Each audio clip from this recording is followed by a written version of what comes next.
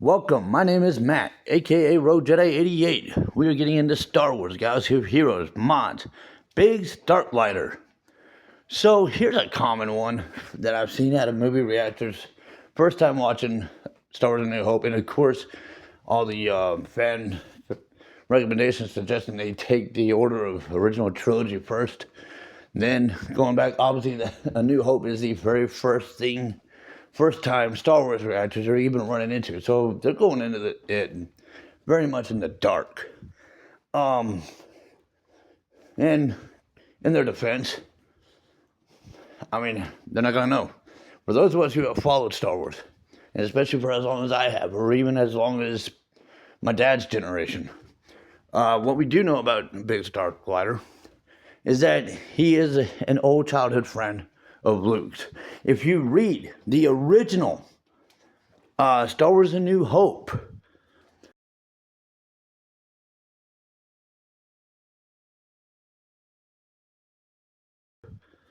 written by George Lucas himself, you actually get an introductive and a little introduction bit at the beginning of the book. In the book, where Luke and Biggs are interacting. Biggs has just gotten done with the academy stuff. He's in the process of meeting up, recruiting off with the rebels, headed to Yavin. And of course, they swung by Tatooine, which I gotta say was some ballsy move considering Darth Vader's Star Destroyer was just right above, right outside the Tatooine, right outside Tatooine. Going after Leia's, or the Organa Alderaan battleship. Or actually, I think that was a, not a senator ship, but like an ambassador ship, something of that nature. It was a Alderaan Star Cruiser. But, I gotta say, that was some ballsy move for Biggs to be swinging by when he's in the with some rebels that are currently also being attacked right out in that area. But what I'm getting at, my point, Big's Darklighter. We do actually get to meet Big's Darklighter in the book at the beginning of the book, from George Lucas's original writing before the film. Before he got to release the film. You can also read about him too. The backstories in Star Wars Journal, Luke Skywalker.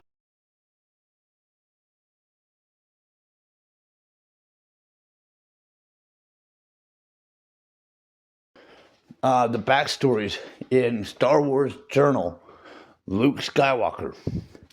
Honestly, if Disney wanted to do a second season of Kenobi, and I wish they would, because while there was never any backstories of Leia ever getting to meet Obi-Wan once, the only backstories about how she even knew about Obi-Wan was because of Bail Organa talking about him.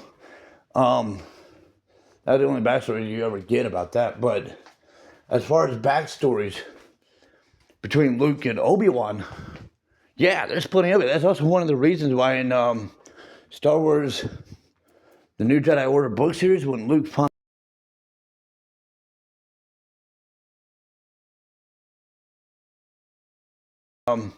Star Wars, the New Jedi Order book series, when Luke finally has a son with his Sith converted wife, Mara Jade, they named him Ben Skywalker. There was never a Ben Solo. There was a Ben Skywalker, though. And he named him because of his nostalgic childhood, his childhood nostalgicness of an old friend that he grew up having around him. In Star Wars Journal, Luke Skywalker, Biggs, Darklighter, and Luke would race those skiff fighters, or those skiff racers, the little the 3-wing ship that you see Luke playing with a model of in A New Hope. That supposedly in the Obi-Wan Kenobi TV series he gave him that model, which makes sense. I can see it.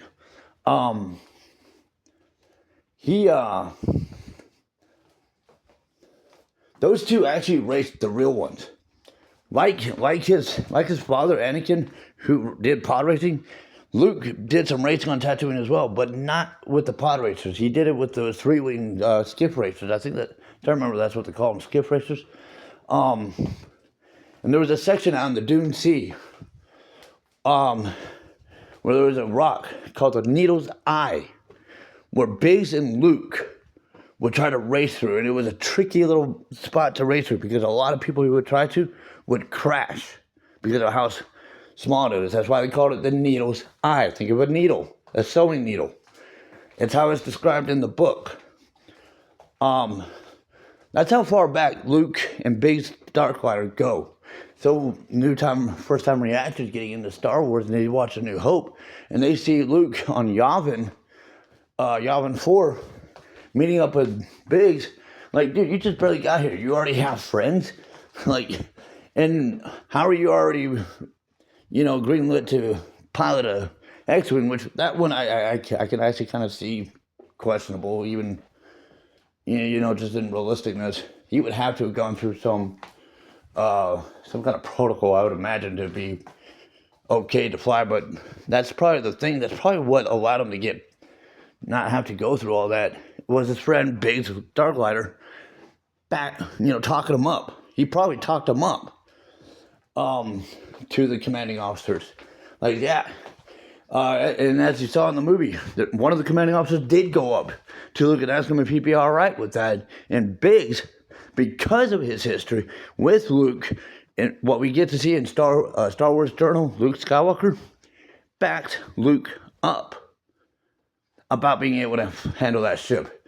It's because of the racing through the Dune Sea, going through that Needle's Eye, being able to make it. He knew Luke could do it.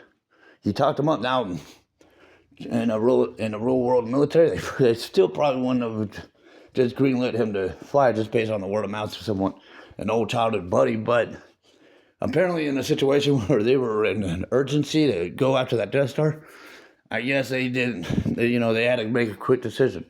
But that is who Biggs Darklighter is. He is a close, dear friend, childhood friend of Luke Skywalker.